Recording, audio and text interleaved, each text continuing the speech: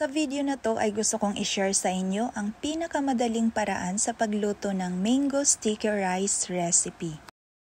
So gagamit lang tayo ng 2 cups of glutinous rice. Pagkatapos huhugasan lang natin ito. After naman nating mahugasan, ibabad lang natin sa tubig ng mga 2 hours. So after 2 hours, ito na yung itsura ng ating glutinous rice and then i-drain lang natin ang tubig. Tapos papalitan lang natin ng 2 cups of water. Lagyan din natin ng 1/2 teaspoon of salt at maglagay lang din tayo ng 4 tablespoon of olive oil. But you can use any cooking oil kung anong prefer na oil ang gagamitin ninyo. So isalang lang natin ito at babalikan pag ito'y kumulo. At ayan na nga, ito ay kumulo na at hahalo-haluin lang natin ito. Pagkatapos tatakpan natin ulit at i-simmer for 1 minute. After 1 minute, lalagyan natin ng 1/2 cup of stevia. But then, pwede kayong mag-replace ng white sugar instead of stevia. Tapos, naglagay lang din ako dito ng 2/3 cup of coconut milk. Pagkatapos, ganun pa rin, hahalo-haluin lang natin ito. At pag nahalo na natin ito ng mabuti, tatakpan lang natin ito hanggang sa ito'y maluto.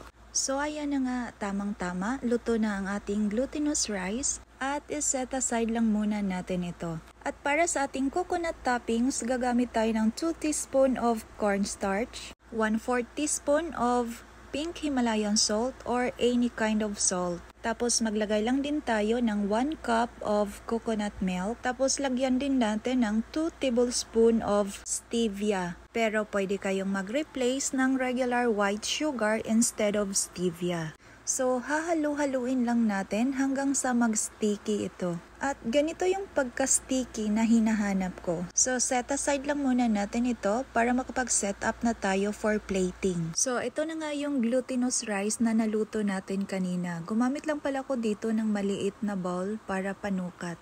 Tapos meron na pala ako ditong na-slice kanina na ripe mango. Pinili ko talaga na bumili ng matamis na mangga kasi mas masarap pag matamis yung mangga, 'di ba? So ngayon, ilagay na natin ang coconut toppings na niluto natin kanina. And then lagyan lang din natin ng konting hiniwang mangga dito sa top, but optional lang po yun. And then maglagay lang din tayo ng roasted sesame seeds. Pinaghalo ko lang ang white and black sesame seeds. Ayan, so ito na nga yung finished product natin. Sa itsura pa lang, talagang matatakam ka na. At sobrang napakasarap din naman ito. Isa talaga to sa pinaka-paborito ko pagdating sa sticky rice recipe. Alam niyo ba na kumain kami sa labas, tapos napa-order ako ng ganito. Isang serving yon. Pero grabe, ang mahal. Kaya nasabi ko talaga sa sarili ko na pag gusto kong kumain ng ganitong recipe, ako na lang ang magluluto sa bahay para mas makasave pa ako at talagang hindi ko titipidin sa ingredients. Kaya kung ako sa inyo, magluto na din kayo ng mango sticky rice recipe.